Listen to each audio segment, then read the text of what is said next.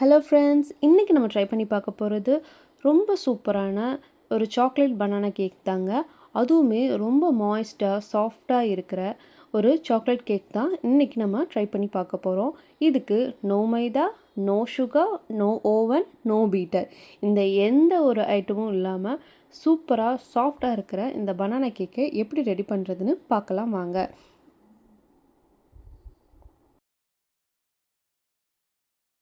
அதுக்கு நான் 2 வாழைப்பழம் எடுத்திருக்கேங்க.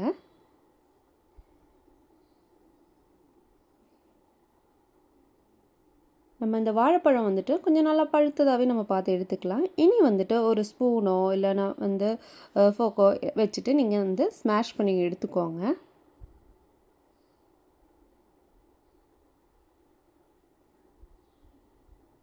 இப்போ பாருங்கள், நம்ம பழத்தை வந்து நல்லா ஸ்மாஷ் பண்ணி எடுத்துருக்கோம். நெக்ஸ்ட்டு நம்ம இதில் வந்துட்டு ஒரு அரை கப், அதாவது ஒரு 4 டேபிள் ஸ்பூன் ப்ரௌன் சுகர் வந்துட்டு நான் எடுத்திருக்கேன். அதை வந்து இதில் நம்ம ஆட் பண்ணிக்கலாம்.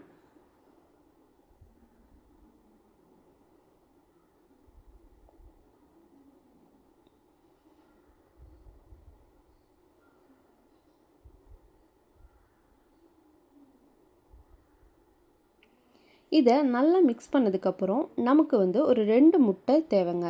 ஸோ இந்த 2 முட்டையை நம்ம இதை டைரெக்டாகவே இதில் வந்து ஆட் பண்ணிக்கலாம்.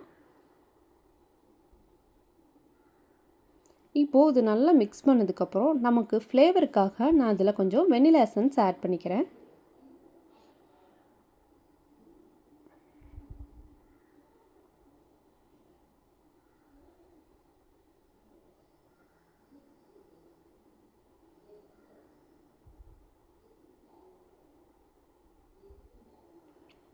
நெக்ஸ்ட்டு இதில் வந்துட்டு நான் 1 tablespoon cocoa powder add பண்ணிக்கிறேங்க. ஏன்னா இது ஆப்ஷனல் தான். நான் வந்து சாக்லேட் ஃப்ளேவரில் பண்ணலான்ட்டு ஃபில் பண்ணேன். ஸோ நான் ஒரு tablespoon cocoa powder add பண்ணியிருக்கேன். Next 1 teaspoon baking powder add பண்ணியிருக்கேன். நெக்ஸ்ட்டு ஒரு பிஞ்ச் பேக்கிங் சோடா இதில் நான் ஆட் பண்ணிக்கிறேன்.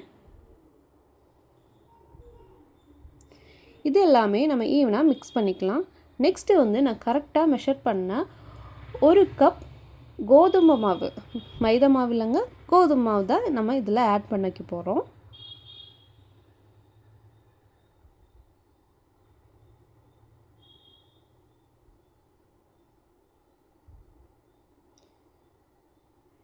இதுக்கப்புறம் நம்ம இதில் ஒரு 4 டேபிள் ஸ்பூன் ஆயில் வந்துட்டு சேர்த்துக்கலாம். நீங்கள் ஆயில் இல்லைன்னா பட்டர் கூட ஆட் பண்ணிக்கலாம். நல்ல ஃப்ளேவர்ஸ் கிடைக்கும். இப்போது நம்மளோட மிக்சர் வந்துட்டு நல்லாவே ரெடி ஆயிடுச்சு. இந்த கேக் மிக்சரை நம்மளோட மோடில் வந்துட்டு ஊற்றிட்டு நம்ம குக்கரில் தான் நம்ம இன்றைக்கி பேக் பண்ணி எடுக்க போகிறோம்.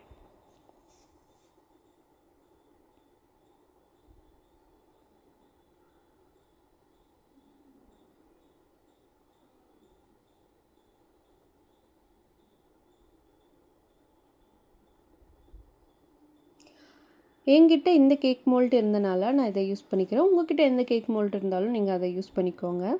இனி நெக்ஸ்ட்டு குக்கரில் ஒரு 10 நிமிஷத்துக்கு ஒரு லோ ஃப்ளேமில் வந்துட்டு நீங்கள் குக்கரை வந்து க்ளோஸ் பண்ணி ப்ரீ ஹீட் பண்ணிடுங்க.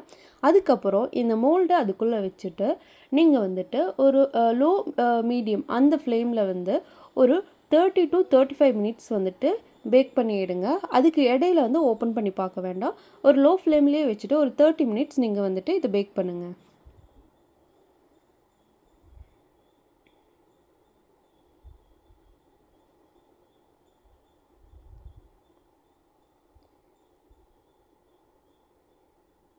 கரெக்டாக நான் ஒரு 35 மினிட்ஸ்க்கு அப்புறம் தாங்க இதை ஓப்பன் பண்ணி பார்த்தேன்.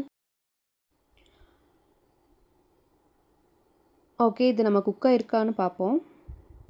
பாருங்கள், நம்மளோட கேக் பேட்டர் வந்துட்டு அதில் ஒட்டலை, நல்லாவே குக் ஆகிருக்கு, நல்லா சாஃப்டாக இருக்குங்க. இப்போ பாருங்கள், நம்ம கேக் சூப்பராகவே ரெடி ஆயிடுச்சுங்க. ரொம்ப ஈஸியாக வீட்டிலேயே இருக்கிற இன்க்ரீடியன்ஸை வச்சுட்டு நம்ம குழந்தைகளுக்கு இல்லாமல் பெரியவங்களுக்கு எல்லாத்துக்குமே கொடுக்குற மாதிரி ஒரு கேக் தாங்க.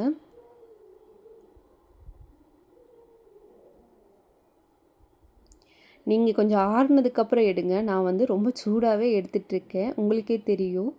நல்லா ஹீட்டாக இருக்குது. ஆறுனதுக்கப்புறம் எடுத்துக்கோங்க, இல்லைன்னா என்ன மாதிரி தான் கை சுட்டுரும்.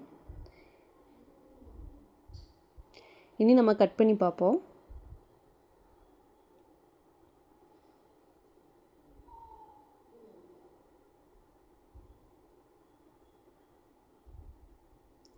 இங்கே பாருங்கள், ஆவி பறக்கிறதுக்கு சூப்பராக சாஃப்டான மாய்ஸ்டான ஒரு கொக்கோ பவுடர்லாம் போட்டு ஒரு சாக்லேட் ஃப்ளேவரில் சாக்லேட் பனானா கேக் சூப்பராகவே ரெடி ஆயிடுச்சுங்க. நம்ம சுகரை ஒன்றுமே ஆட் பண்ணாதனால நம்ம எல்லாருமே ட்ரை பண்ணி பார்க்கலாம், சாப்பிட்லாம்.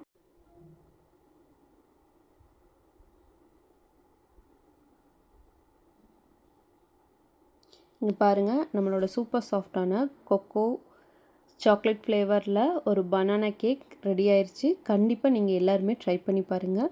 வீடியோ பிடிச்சிருந்தா வீடியோக்கு ஒரு லைக் பண்ணுங்கள், அப்படியே சப்ஸ்கிரைப் பண்ணுங்கள், உங்கள் ஃப்ரெண்ட்ஸ் ஃபேமிலிக்கு ஷேர் பண்ணுங்கள்.